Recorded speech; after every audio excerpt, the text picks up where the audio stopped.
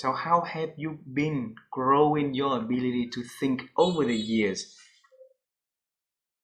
When Randy and I were starting the Entertainment Technology Center, before we had students, we would fly out to California and meet with the heads of all these companies that we knew that our students would want to work for. And so we went out and we met with Pixar. Now this is Pixar right after they made Toy Story. Okay, so they were still the little company that could in San Rafael, California, in Marin County.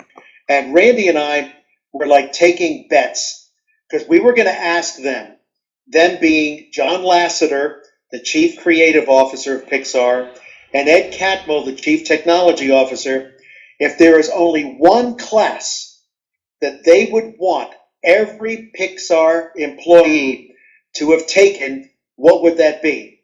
And so in the hotel, Randy and I are like, oh, they're going to want C++ programming.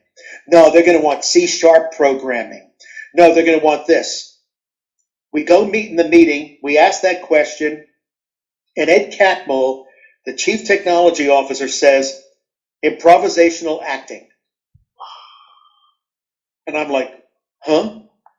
Because I had suggested improvisational acting back in Pittsburgh before the trip because I viewed it as the only living example of non-linear storytelling, which is what it is, because you don't know what's going to happen, but you've got to be on your toes for when the ideas come, when the actor says something. And I said to Ed Catmull, wow, why do you say that? And he says, because it's the best team building exercise. It's team building because in improvisational acting, it only works if your response to everything is yes and. Yes and. So I might start off saying, okay, it's a domestic story, and we're all in the kitchen, and I'm going to be mother, and you're going to be the father. And then all of a sudden the father says, well, I've got something to be honest with you. I'm actually an alien from outer space. You don't sit there going, well, that's stupid.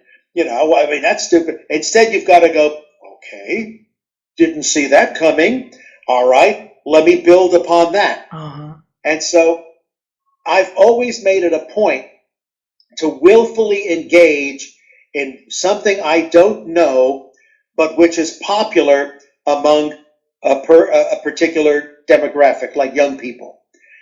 Esports was that, okay? Esports.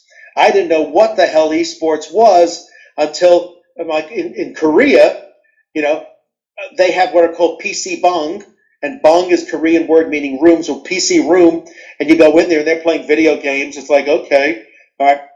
But it was from there that they started to do esports. And it was like, wow, what is this thing? Called esports. And I started to hang out with them, knowing that I don't play those games. My fingers ain't going to do what you can do. But clearly you're fascinated by this. Clearly you're immersed in this. So why? What's the appeal? And that's how I learn. I listen to them. I ask questions. And the funny thing is, I'm now considered an expert on the esports industry. I don't play the games, but I can tell you where the money is. I can tell you what are the up-and-coming games. I can tell you what the teams are. I can tell you the best tournaments and all that. So, and all of that is by approaching people that know more than I do, saying, teach me or let me learn from you. Oh.